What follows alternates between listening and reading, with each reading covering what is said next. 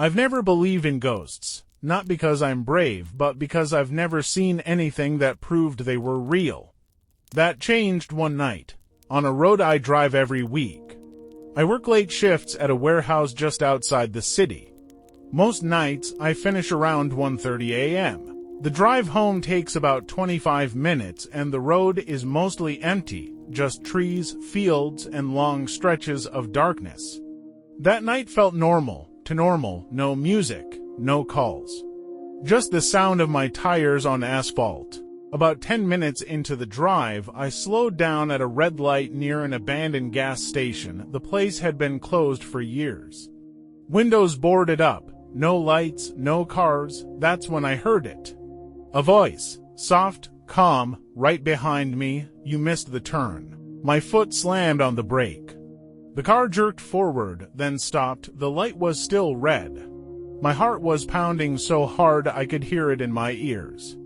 I was alone. I knew I was alone. I hadn't picked anyone up. I hadn't stopped the car once since leaving work. I slowly looked at the rearview mirror. The back seat was empty. No movement, no shadow, just darkness. I laughed nervously and told myself it was stress.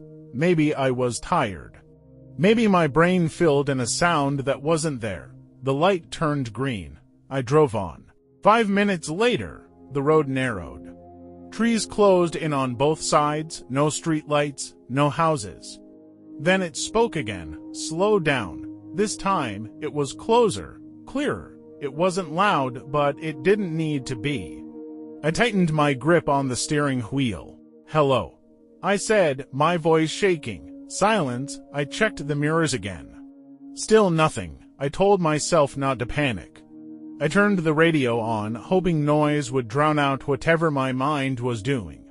The radio crackled. Static. Then, through the static, a whisper. "Don't turn around." I slammed the radio off. My breathing was out of control now. I was sweating, even though the car was cold. I considered pulling over, but something about the road felt wrong. Like if I stopped, I wouldn't start again. A few minutes passed in silence. Then I felt it, a shift in the car. Not weight, but presence. Like someone leaning forward from the back seat.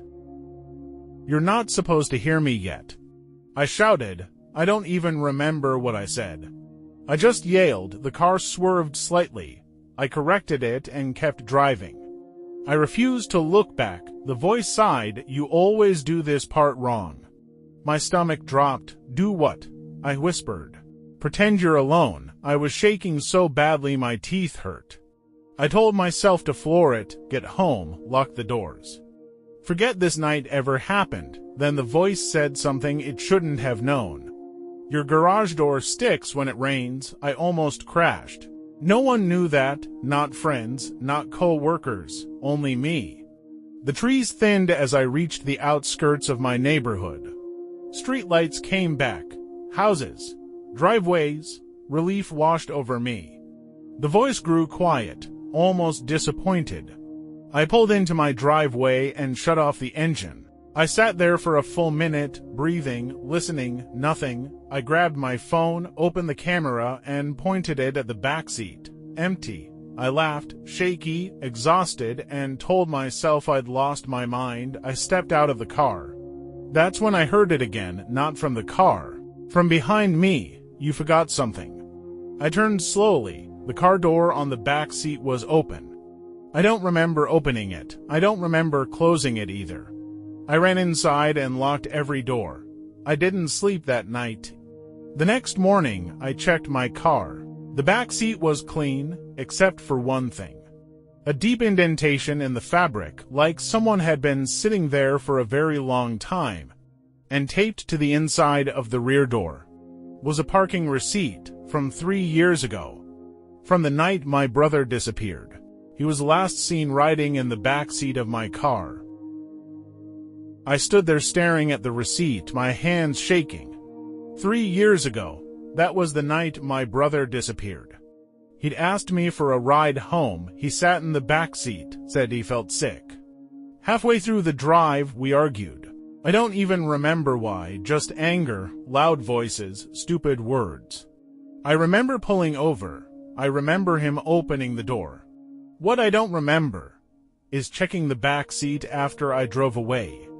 The police searched for weeks, no body, no signs. Eventually, everyone stopped asking questions. Everyone except me. That night, I couldn't sleep. Every time I closed my eyes, I felt like someone was standing behind me. The next morning, I went back to the car. The indentation in the back seat was still there. And on the inside of the door, I noticed scratches. Deep ones, like fingernails digging into the plastic. My phone buzzed, a notification from my GPS app. Unfinished trip detected. The route ended at the abandoned gas station. The same one from the night before. I didn't want to go, but I did. The drive felt wrong, heavy, like the car was carrying more than it should.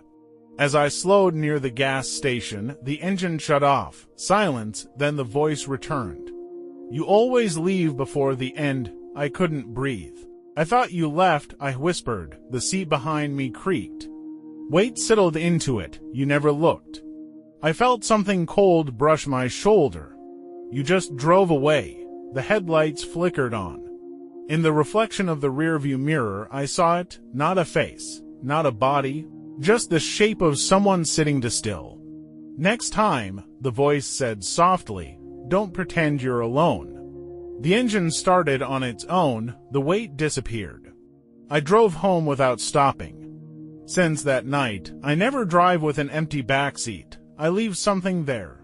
Anything, because when I don't, the mirror feels heavier, and sometimes, at red lights, I hear breathing behind me. If this story made you uneasy, you're not alone. There are more like it waiting, just don't listen to them alone.